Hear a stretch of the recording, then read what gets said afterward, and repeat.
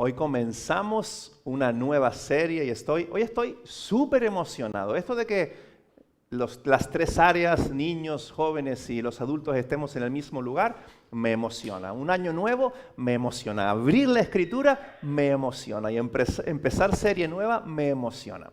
Vamos a hacer en esta pequeña serie una incursión en el Antiguo Testamento. Este lugar desconocido para algunos, el territorio del Antiguo Testamento. Vamos a estar ahí viendo algunos libros en esta serie que hemos titulado Luz en singular y sombras en plural. Y hoy vamos a hablar de cómo podemos tener una etiqueta en nosotros, en nuestra comunidad o en nuestra vida de ser personas de fe, pero sin vivir por fe. Habiendo dejado nuestra fe en algo de nuestra historia, de nuestra cultura personal, pero sin que la fe signifique algo para nosotros hoy. Vamos al libro de Jueces, como decía, vamos a estar ahí hoy y vamos a leer el texto en el que vamos a meditar hoy. También introduciré un poquito la serie hoy y luego veremos el texto de manera un poco más breve que normalmente para poder introducir. Y vamos a leer en el libro de Jueces, capítulo 2. Tenemos los 5 grandes libros de la Biblia primero, Génesis, Éxodo, Levítico, Números, Deuteronomio, estos 5 grandes libros, la Torá. Luego tenemos Josué, el sustituto de Moisés, y luego Jueces. Y vamos a leer ahí en el capítulo 2, el pueblo ha llegado a la tierra prometida después de estar en Egipto cautivos. Esto lo conocemos hasta por la cultura popular. En Moisés los saca de allí, cruzan el Mar Rojo, las tablas de la ley, 40 años en el desierto. Moisés muere y con Josué, de manera militar, entran en la tierra, conquistan el territorio y estamos ahí. Josué ya viejito, ya retirándose. Jueces 2, 6. Cuando Josué despidió al pueblo, los israelitas se fueron a tomar posesión de la tierra, cada uno a su propio territorio. Se distribuyeron por las tribus de Israel, como sabemos. El pueblo sirvió al Señor mientras vivieron Josué y los ancianos que le sobrevivieron, los cuales habían visto todas las grandes obras que el Señor había hecho por Israel. Josué, hijo de Num, siervo del Señor, murió a la edad de 110 años. El Remey va ya a alcanzar a Josué dentro de poco. Este año cumple 104, me parece. Y lo sepultaron en Timnat-Jeres, tierra de su heredad, en la región montañosa de Efraín, al norte del monte de Gaz. Josué ha muerto. Versículo 10 de Jueces 2. También murió toda aquella generación y surgió otra que no conocía al Señor, ni sabía lo que Él había hecho por Israel. ¡Wow! Esos israelitas hicieron lo que ofende al Señor y adoraron a los ídolos de Baal. Versículo 12. Abandonaron al Señor, Dios de sus padres, que los había sacado de Egipto, y siguieron a otros dioses, dioses de los pueblos que le rodeaban, y adoraron provocando la ira del Señor. Versículo 13 otra vez. Abandonaron al Señor y adoraron a Baal y a las imágenes de Astarte. Entonces el Señor se enfureció contra los israelitas y los entregó en manos de invasores que los saquearon. Los vendió a sus enemigos que tenían a su alrededor, a los que ya no pudieron hacerles frente. Versículo 15. Cada vez que los israelitas salían a combatir, la mano del Señor estaba en contra de ellos para su mal. Israel había entrado a la tierra prometida por mano de Josué, habían conquistado mucho, pero aún quedaba territorio por conquistar. Estaban en este proceso, pero ya Dios no estaba con ellos. La mano del Señor estaba en contra de ellos para su mal, tal como el Señor se lo había dicho y jurado. Así llegaron a verse muy angustiados. En el versículo 16, un destello del amor, de la gracia de Dios en medio de esta oscuridad. Entonces el Señor hizo surgir jueces. Por eso se llama Jueces este libro. En mi traducción, la NVI dice caudillos, líderes. Hablaremos de esto luego. Entonces el Señor hizo surgir líderes, caudillos, jueces, que los libraron del poder de esos invasores. Pero tampoco escucharon a esos jueces, a esos caudillos. Como saben, pasamos estas Navidades en familia en Gran Canaria. Tenemos mucha familia, yo la de mi madre por un lado, la de mi padre por otro, una abuela convive, primos, la familia de Cere, la familia de nuestra iglesia allí que es muy grande, y tuvimos muchos momentos rodeados de muchas personas. A veces cuando ya era tarde, ya la reunión había declinado, que ya estaba deseando volver a estar en casa tranquilo y descansar, en algunos de esos momentos me paré y dije, wow, ya quiero ir a descansar, estar tranquilo, acostarme, lo que sea, pero ¿qué valor tiene tener toda esta gente, ¿no? Tener amigos, familia, gente que quiere estar conmigo, que buscan estar con nuestra familia. Y fue como un momento de hacer conciencia de algo que ya tenemos. Hay cosas como estas que damos por hecho, pero dije, Señor, gracias. Tener amigos con los que puedo estar, que incluso desean estar conmigo, familiares que nos quieren. Tenemos una familia que vive en la tierra con cosas como todas las familias, pero valorando todas estas cosas. No sé si te ha pasado de tomar conciencia de algo que tenías por mucho tiempo, pero valorarlo, decir, wow, esto tiene un valor. A mí me pasa a veces hasta con las cosas más sencillas de la vida. Ahora en invierno cuando me meto en la cama calentita, digo, Señor, gracias por una cama blanda, por no tener que dormir en el suelo, por estar guardado del exterior, aquí dentro de un hogar donde poder descansar. Todas estas pequeñas cosas, una almohada donde apoyar la cabeza, una buena comida, momentos de tomar conciencia de algo y decir, gracias, esto tiene un valor para mí.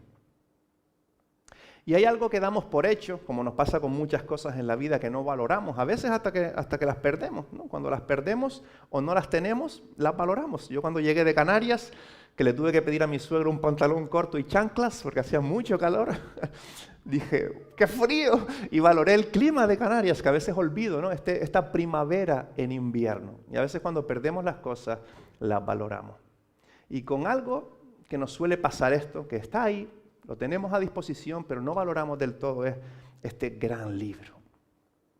La Escritura, la palabra de Dios, ya solo como libro tiene un valor inmenso, lleno de grandes historias, de apasionantes historias bélicas, de amor, la historia explícita de Dios, poesía, una ética y valores altos, narraciones preciosas, todo esto que ha sido guardado para nosotros, canciones. Se habla de nosotros mismos, se habla de Dios, se habla del amor, guardado literalmente por milenios. Tengas fe o no tengas fe, como libro literario, tiene milenios. Y ha sido guardado hasta nosotros. Y aquellos que confiamos en Dios, que somos cristianos, encima, la palabra de Dios, una manera de abrazar a Dios, lo más tangible que tenemos de Dios, su palabra para nosotros.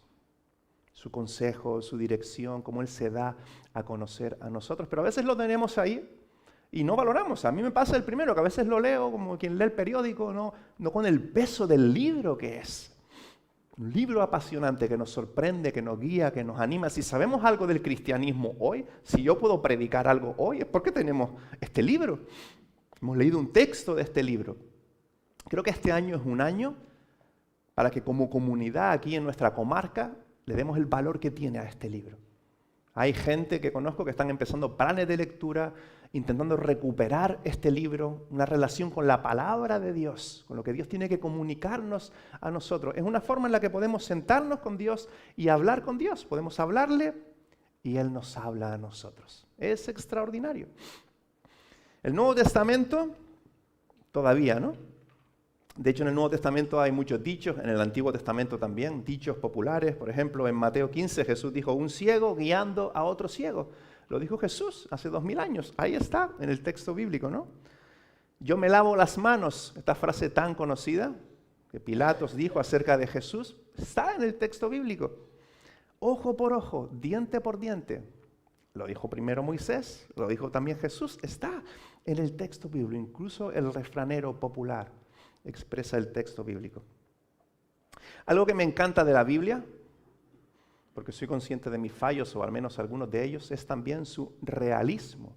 Y esto es algo que le da como mucha vida a este libro. Los evangelistas, por ejemplo, cuando escriben, no esconden sus propios fallos. Esto es una locura. Cuando se escribe una biografía, hay un dicho que dice, y solemos hacerlo, ¿no? Cuando contamos algo que nos ha sucedido, hay un dicho que dice, toda buena historia merece ser adornada. Y a veces cuando contamos algo, añadimos algún detalle épico, ¿no? Que le dé más valor, ¿no? Pero no pasa eso en la Escritura. En Mateo, Marcos, Lucas, Juan, cuando escriben la biografía de Jesús, que tiene mucho que ver con ellos, exponen cómo se peleaban por ser el primero, las tonterías que decían, las dicen. Un libro lleno de realismo en el que podemos vernos reflejados. Un libro de manera literaria, fiable, conservado a través de los siglos. Tenemos 4 evangelios, para que no quede duda, 4 biografías de Jesús. Muchos eruditos de la escritura que se han dedicado a estudiar este libro, como libro, hablan del documento histórico más fiable, por la cantidad de manuscritos, por cómo se ha guardado con mucho cuidado a través de los siglos. Algunos quieren dejar de lado a Pablo, porque la mayoría de los escritos en el Antiguo Testamento son profetas, son reyes, gente que estaba muy cerca del Señor. En el Nuevo Testamento los apóstoles, gente que caminó con Jesús fue la que escribió el Nuevo Testamento, o gente que los apóstoles fueron tutores, como Marcos. Pedro fue tutor de Marcos. Pero Pablo, que viene más tarde, dice que se encuentra con una luz y escribe una gran parte del Nuevo Testamento. Pablo no. Dicen algunos, que viene con sus nuevas ideas, con su nueva ética, su nueva filosofía acerca del cristianismo y de la salvación. Pero no han leído bien la Biblia, porque miren lo que dice Pedro. Si hay un apóstol que todo el mundo conoce, es Pedro, San Pedro, el primer gran líder de la iglesia. Y mira qué texto más interesante. Segunda de Pedro 3:15.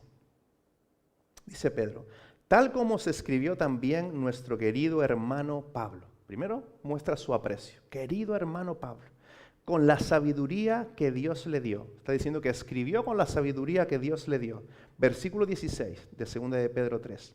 En todas sus cartas, o sea, el apóstol Pedro conocía sus cartas, está valorando sus cartas, se refiere a estos mismos temas. Estamos hablando de las mismas cosas.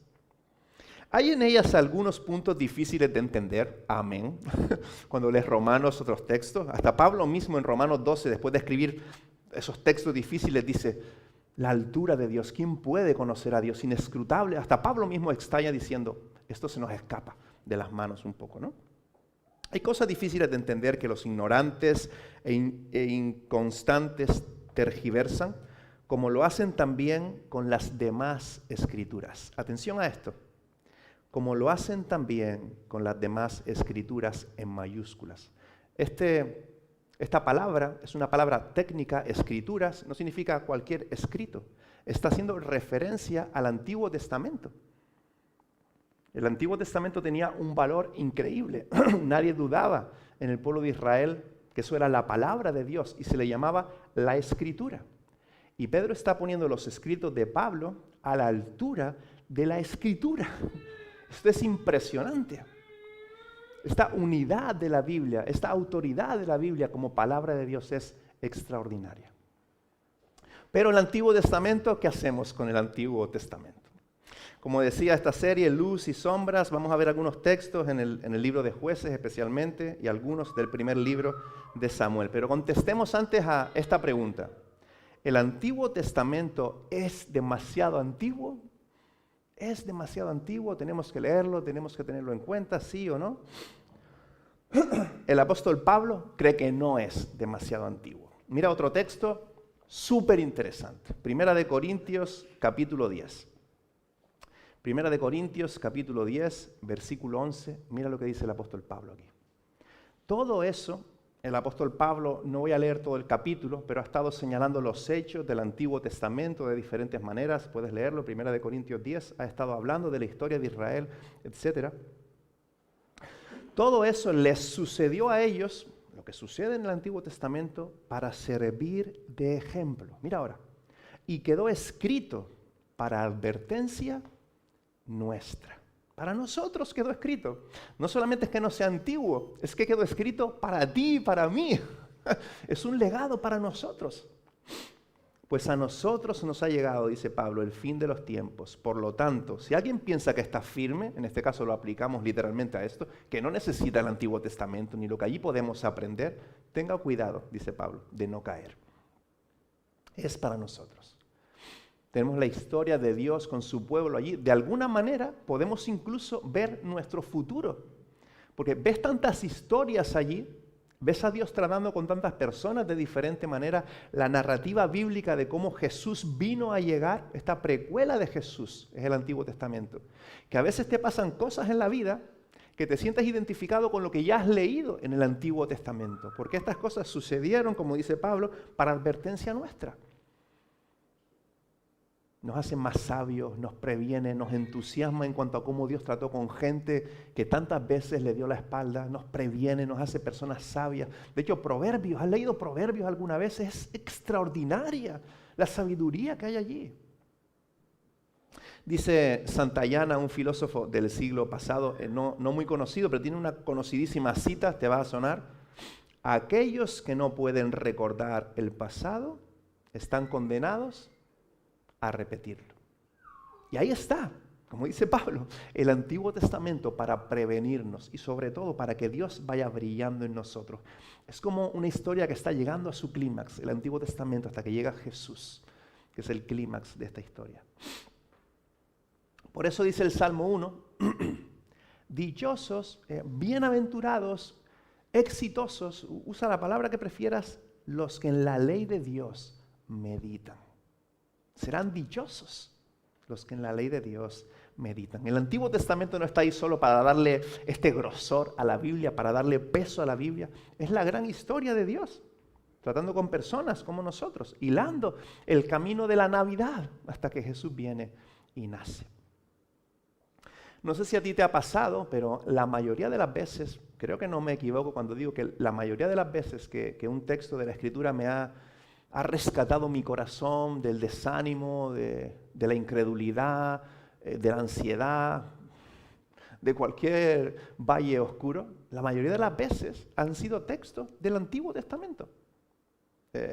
Podría decir muchos, ¿no? Pero por ejemplo ahora llevo un tiempo leyendo Isaías y esta semana leyendo Isaías 40, mira qué textos en el Antiguo Testamento, Isaías 40:10.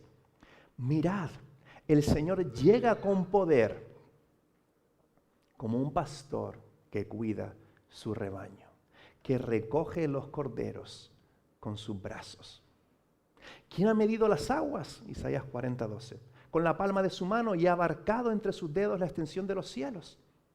Él que fortalece al cansado y acrecienta la fuerza del débil. Leamos el Antiguo Testamento. Leamos la Biblia porque es para nosotros. Vale, nuestro texto hoy, Jueces capítulo 2, mi título, ¿tu historia o tu presente? ¿Tu historia o tu presente? Vale, ¿cómo llegamos a Jueces? ¿Cómo llegamos a Jueces en la Biblia? Tenemos creación, Génesis 1, en el principio Dios creó los cielos y la tierra. Tenemos la caída, el pecado. Esta semana escuché a alguien en un vídeo que estaba viendo con Noah definir el pecado de una manera súper sencilla. Dijo, pecado es no amar a Dios con todo lo que eres o no amar a los demás. Así de fácil, ¿no? Entonces, si no estás amando a Dios con todo lo que eres, estás en pecado. Porque a veces hablamos del pecado en base a lo que hacemos, si mentimos o no mentimos, no hemos matado a nadie. ¿Amas a Dios con todo tu corazón? No, pues necesitas a Jesús. Por eso Jesús vino a rescatarnos, ¿no? Y esta es la primera vez que entra el pecado. ¿Por qué? Porque este primer hombre y esta primera mujer le dijeron a Dios, no gracias. Nos has dado un plan, pero no gracias. Fallaron ¿a qué? A amar a Dios, a confiar en Dios. La definición de pecado es mejor. Luego después tenemos muy pronto en Génesis 12, Génesis 15, a Abraham, este primer hombre de la fe, que Dios le promete a Abraham que nos bendecirá a todos, que bendecirá a las naciones, que nos hará bien a todos. Se está ya preveyendo a este Jesús. Ya en Génesis 3:15 también se prevé a este Jesús. Luego tenemos a Isaac, el hijo de Abraham y Sara. Luego tenemos a Jacob, el nieto de Abraham y Sara. Y Jacob, Dios le cambia el nombre a Israel y de ahí vienen el pueblo de Israel. O sea, ya tenemos esa historia ganada para nosotros, de la creación a la historia de Israel. ¿Qué le pasa al pueblo de Israel? Que por hambre, por diferentes circunstancias, los hermanos venden a José, luego pasan hambre. Israel acaba ¿dónde? En Egipto. 430 años en Egipto, están sufriendo mucho, claman a Dios y Dios levanta a Moisés. Moisés saca al pueblo de Egipto, es súper resumido porque no podemos contar todo esto hoy, pero Moisés saca al pueblo de Egipto, están 40 años en el desierto porque no confían en Dios. Moisés muere casi entrando ya en la tierra prometida, de vuelta a la tierra prometida donde Abraham ya estuvo. Moisés muere y ¿quién sustituye a Moisés? Josué. Ya estamos en Jueces, porque Jueces comienza con Josué. Tenemos un libro de Josué que cuenta más cosas de Josué, porque en Jueces lo que sabemos de Josué es que muere, básicamente. Pero ya estamos en Jueces. ¿Qué es Jueces? Pues, Jueces lo define muy bien. Mira Jueces 17:6. Muere Josué, dice el texto que leímos que todas las personas que conocían a Dios, que eran líderes con Josué, mueren. Y dice Jueces 17:6. En aquella época no había rey en Israel. O sea, no había un líder en Israel. Cada uno hacía lo que bien le parecía. Es una época en la que Israel era una anarquía, una nación en anarquía. Josué fue un gran líder bélico, militar, pero no se trabajó bien quizás el discipulado, porque murió Josué, toda aquella generación, y no había nadie que creyera en Dios, que pudiera liderar al pueblo de Dios. Quizás no era el llamado de Josué, no sabemos, pero quizás faltaron grupos pequeños, como nuestra comunidad, faltó discipulado, lo que sea, pero no hubo relevo para Josué. Es muy triste. Y como leíamos en nuestro texto, está esta cara de la moneda de una gente que no quería saber nada de Dios, y la otra cara de la moneda, Dios enviándoles estos jueces, estos héroes para rescatarlos. La gracia de Dios siempre brillando en la oscuridad. ¿Por qué jueces? Se ha llamado siempre así jueces. La palabra líder no se usaba en el texto bíblico, no sé si existe líder, esa palabra en el hebreo, en el Nuevo Testamento tampoco se utiliza, se habla de pastores, de ancianos, de obispos, de servidores, se habla más de servidores y de siervos que de líderes, no aparece líderes en la Biblia. Jueces en realidad eran líderes como lo entendemos nosotros, eran héroes quizás más bien, porque eran personas que aparecían, a veces incluso con poderes sobrenaturales, como Sansón, de hecho Sansón, la S de Sansón, como la S de Superman, ¿no? Tenía poderes sobrenaturales, rompió columnas, se encontraba con un león, le partía el cuello, lo que fuera, ¿no? Personas héroes que Dios enviaba a rescatar a su pueblo. Esto es jueces, ¿no? Después de jueces, si quieres quedarte con una panorámica resumida, vienen los reyes, ¿no? Viene Samuel como profeta, luego está Saúl, este primer rey, David, Salomón, todos los reyes, un montón de reyes, 1000 años casi de reyes, menos esos 400 años de silencio hasta que llega Jesús, que era el que tenía que venir, el rey prometido que tenía que llegar. Esa es la historia del Antiguo Testamento. Solo has de ubicar cada libro cuando lees en esa gran historia del Antiguo Testamento. Vale, nuestro texto hoy, ¿tu historia o tu presente? ¿Qué está pasando en Jueces capítulo 2 que hemos leído? Hemos leído que Josué despide al pueblo, que murió Josué y toda aquella generación que estuvo con Josué en el desierto murieron. Todos los que habían visto estos portentos de el pueblo entrando a una nueva tierra, las murallas de Jericó siendo derribadas de manera milagrosa, toda esta gente ha muerto. Hay una nueva generación. En un lugar mejor, en un lugar más cómodo, podemos decir, en prosperidad, ya tenían una nación donde vivir, Dios había hecho mucho por ellos. Jóvenes que estaban comenzando, pero que no tenían fe. La fe pasó a ser parte de su historia, que la conocerían, porque sus padres habían sido estas personas. La fe pasó a ser algo de su historia, de su identidad histórica, pero no de su presente. Y eso es un peligro para ti y para mí. A veces nos volvemos súper críticos con el Antiguo Testamento, pero ¿qué dijo Pablo antes? ¿Para qué se escribió todo esto? Para advertencia tuya y mía. Así que ya podemos empezar a preguntarnos, ¿la fe, seguir a Dios con todo lo que eres, es parte de tu historia, de tu identidad, algo que has asimilado, venir al culto y tal?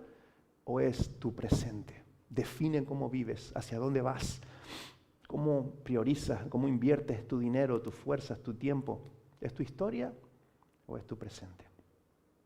3 ideas rápido. No voy a hacer una predicación estándar, tranquilo, sé que ya llevo un ratito. 3 ideas rápido de nuestro texto. Versículo 10. Vemos ahí la importancia del discipulado. Si queremos que la fe sea nuestro presente, en nuestra generación presente, esta nueva generación, en un lugar mejor. Incluso nosotros aquí, este local, por ejemplo, antes era un garaje sucio, ¿no?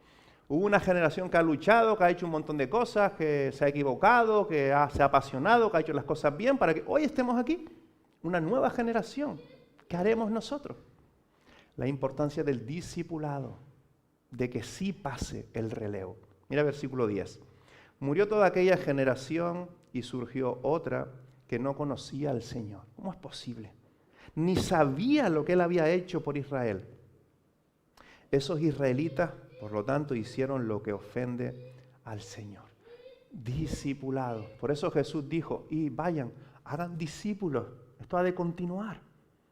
Y esto sucede en lo informal, cuando nos amamos, cuando compartimos a Jesús, cuando compartimos la comida, cuando compartimos metas con un amigo. Esto sucede en los grupos pequeños de nuestra iglesia, por eso insistimos tanto en los grupos pequeños, crecer juntos todos, porque tenemos que ir hacia la otra generación.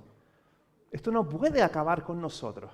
Hay que ir a más y encontrar nuevas generaciones, como dice David, que la iglesia que aún no sabe que es iglesia pueda llegar a la iglesia. Discipulado.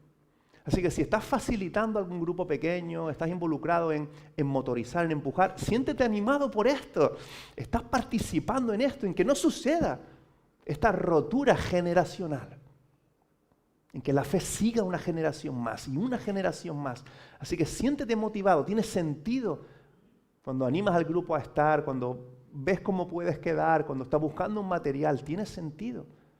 Porque el discipulado no es una opción. Es imprescindible. En la iglesia, obviamente, ahora aquí juntos, también estamos siendo discipulados. Cuando servimos juntos, a veces entendemos el discipulado solo como leer un libro juntos, que eso hay que hacerlo porque tenemos que conocer cosas y tenemos un cerebro, ¿no? Pero discipulado también es hacer cosas juntos. El cristianismo jamás fue algo teórico simplemente, no es para ser vivido en un escritorio. Aprendes algo, ve y hazlo. Amen a alguien juntos, visiten a alguien juntos, sacrifiquen por alguien juntos. Discipular es hacer.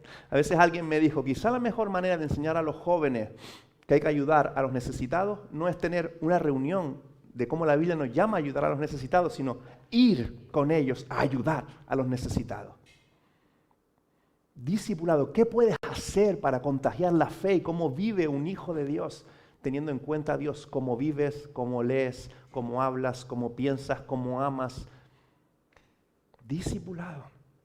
Vidas cambiadas, con vidas cambiadas en diferentes generaciones. Segunda idea, la importancia de la obediencia y la fe. Es uno de los grandes fallos en el texto. De hecho, la carencia en el texto es fe. Sí, podemos decir que no obedecieron, pero no obedecieron porque no creían que ese Dios era Dios. Si esta generación hubiese creído que ese Dios era Dios, habrían obedecido. Porque la obediencia siempre es consecuencia de confiar en algo. Es como Dios quiere que funcionen las cosas. Crees en Jesús, haces a Jesús tu Dios, encuentras ese tesoro, por lo tanto obedeces. Porque no hay nada mejor. Otro paradigma de vida mejor que el diseño que Él tiene para nosotros. Dice el texto, abandonaron al Señor. Súper fuerte, está repetido en 2 versículos. El Dios de sus padres que los había sacado de Egipto y siguieron a otros dioses. No para quedarse neutros, siguieron otras cosas. La fe y la obediencia, esta relación, a veces en un mundo perfecto nuestra fe y nuestro amor por Dios regularía nuestra obediencia. Pero a veces la obediencia guarda nuestra fe. Cuando no entendemos todo pero somos obedientes, nuestra fe es guardada y luego confirmada. A veces hay que obedecer aunque nuestra fe esté débil. A veces hay que creer de una manera tal que las cosas salen solas, ¿verdad? Ojalá fuera así siempre. Amásemos, perdonásemos, sacrificásemos así como Jesús, ¿no? Pero a veces hay que obedecer medio creyendo y la fe va creciendo en el camino. Se vive y se cree. Jesús lo dijo de una manera parecida. Dijo, si me amáis, si confiáis en mí, si tengo valor para vosotros, siempre es la pregunta de Jesús. Juan 14:15. Si me amáis, ¿obedeceríais mis mandamientos?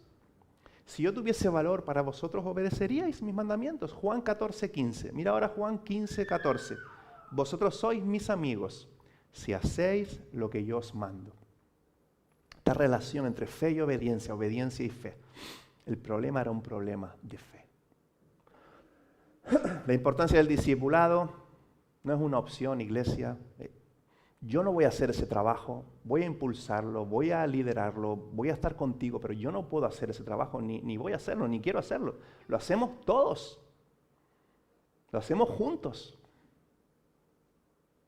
La importancia del discipulado, la importancia de la obediencia y la fe, quizás ahí nos llama el Señor. Y tercer y último lugar, la importancia del desarrollo espiritual constante.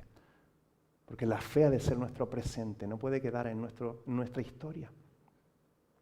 Esta gente tenía momentos de experiencias potentes con Dios. Esta gente conoció a Sansón, que mataba a filisteos dando tortas. O sea, esto era una cosa impresionante. Esta gente conoció a ¿cómo se llama la profetisa? Débora. La gran mujer, profetisa, líder, no había nadie más. Y hasta allí estaba ella, liderando el pueblo de Dios. Esta gente conoció a estas personas, a estos héroes, a estos jueces. Tuvieron experiencias poderosas de Dios, pero no había un crecimiento constante. La importancia del desarrollo espiritual constante en tu día a día. Dice el versículo 17 que Dios les enviaba héroes, pero no escucharon. Sí, claro, venía bien que les libraran de los filisteos o lo que fuera, pero no escuchaban más. No escuchaban más. ¿Qué estamos escuchando nosotros? ¿De qué nos estamos alimentando para ser discípulos en nuestra generación y contagiar a otros discípulos? Crecer juntos, facilitar puentes. ¿Qué estamos escuchando? ¿Cómo nos estamos alimentando? Jesús dijo ser el pan de vida, es Jesús, nuestro alimento. Es en cosas sencillas a veces del día a día o en cosas profundas, decisiones a veces fuertes que hay que tomar de hacer ciertas cosas o no hacer ciertas cosas. ¿Qué estamos escuchando? ¿De qué nos estamos alimentando? ¿Qué te sostiene? ¿Dónde está tu identidad? ¿Quién eres? Tu identidad está en Jesús, en lo que Dios ha hecho por ti, en lo que Dios está haciendo por ti, en que has sido perdonado, eres un hijo, alguien que ha sido perdonado, limpio, se le ha regalado la vida de Dios y estás siguiendo a Dios en sus propósitos. ¿O quién eres? ¿Por qué te levantas por las mañanas? La importancia del desarrollo espiritual permanente. Recordar quiénes somos y responder a quiénes somos. Y tiene mucho que ver con de qué nos alimentamos. En la familia también este desarrollo espiritual permanente, cómo estamos haciendo discípulos en la familia, con nuestros hijos, con nuestros cónyuges, con nuestros abuelos, con lo que sea. La gente que está a nuestro alrededor, qué impacto estamos dejando en ellos. Mientras nosotros crecemos, ambas cosas tienen que estar. Mientras nosotros crecemos, facilitamos puentes y contagiamos a otros, facilitamos que otros puedan crecer. Mira el versículo 7. Estamos en Jueces 2. El pueblo sirvió al Señor mientras vivieron Josué y los ancianos que le sobrevivieron. Sí, mientras otros seguían a Dios y otros amaban a Dios, está bien, estaban allí, disfrutaban, ¿no?, de lo que otros hacían, pero cuando aquellos que amaban a Dios murieron, su fe pasó a ser parte de su historia. No desarrollaron su propia espiritualidad, es el versículo 10, que no conocían a Dios. Claro que conocían la historia. Eran los hijos de los que estuvieron allí. Pero esta palabra es yadá, como cuando dice que Adán conoció a Eva, que tuvo relaciones sexuales con Eva. Es este conocer profundo, de experiencia. No conocían a Dios. Dios era solo su historia, no su presente. La importancia del discipulado, la importancia de la obediencia y la fe, la importancia de un desarrollo espiritual, de la vida devocional, algo constante que todos necesitamos. Y termino. Nosotros somos una generación posterior a la que plantó esta iglesia en este lugar. Celebramos, ¿recuerdan? El año pasado, el 30 aniversario, ¿no? Con globos, hicimos una fiesta impresionante. Somos una generación siguiente. Pero no nos va a sostener esa historia, por muy bonito que sea. Nos va a sostener tu fe en el presente y mi fe en el presente. Punto. Porque si no, acabará con nosotros. Y tiene que ver contigo y conmigo. No pienses en nadie más. Tú y yo. Tú piensas en ti, yo pienso en mí. Tú y yo. Del lado de Dios, obviamente, Dios es soberano. Tú no vas a parar lo que Dios quiere hacer por muy poca fe que tengas. Dios es soberano y lo declaramos así. Él lleva 2000 años sosteniendo a su iglesia. Él va a hacer sus planes, va a llevar a cabo sus propósitos a pesar de ti y a pesar de mí. Pero del otro lado de la paradoja, porque es una paradoja, tu responsabilidad y mi responsabilidad, ¿qué haremos para que el mensaje de Jesús siga brillando? No puede haber una generación y gentes a nuestro alrededor que no sepan, que no experimenten que hay perdón en Jesús, que Jesús vino a rescatar, que la Navidad es Dios viniendo a nosotros, que vino a traernos vida, que hay una vida mejor, que hay un futuro, que hay una eternidad, que hay una condenación, pero también hay una salvación en Jesús para todo aquel que cree y sigue a Jesús. Hay un gran llamado aquí. Sigue alimentándote de esta gran noticia de Jesús, de Dios. Sigue creyendo ahora en el presente y sigue transmitiéndolo a otros. para que corra a otros. ¿Recuerdas 1 Corintios 10:11?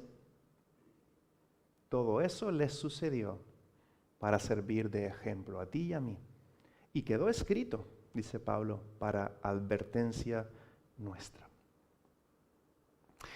¿Sabes? No sé cómo te sientes ahora, porque ni siquiera sé bien si lo estoy comunicando bien en este momento. No sé cómo te sientes ahora, pero esto no es para santos. Si crees que te quedas fuera porque esto es para gente de fe de otro nivel, no. Esto no es para santos. Esto es para gente que quiera con todo su pecado, toda su maldad, todas sus incoherencias, creer en Jesús. Eso es lo que hizo Jesús. Es la gente con la que se relacionó Jesús. Gente que había hecho de todo lo que te puedas imaginar, o gente normal, pero gente que quería creer en Jesús, confiar en Jesús, ser cambiada por Jesús y seguir a Jesús. De hecho, esto es para pecadores, para gente rota.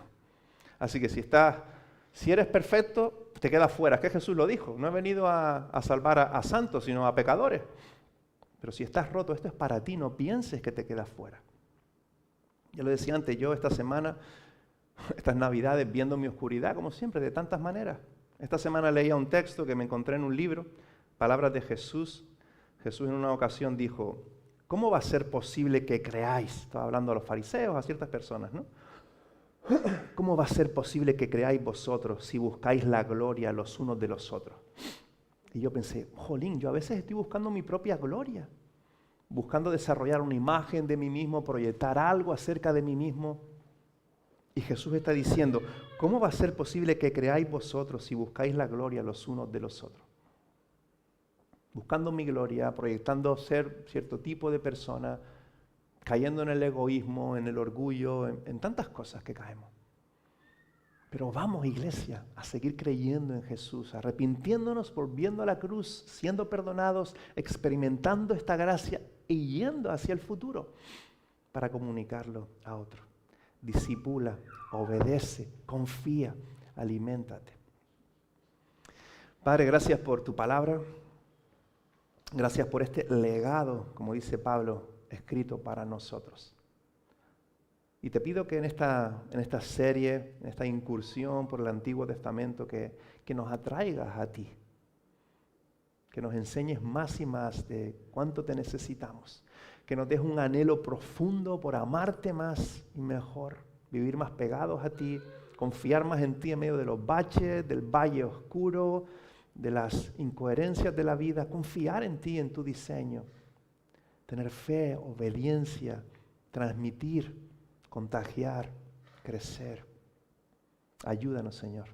Te necesitamos. Confiamos que es el plan A, la mejor vida que podemos vivir, pero vivimos con nuestras incoherencias. Así que ayúdanos, Señor, y sálvanos una vez más. En el nombre de Jesús, amén.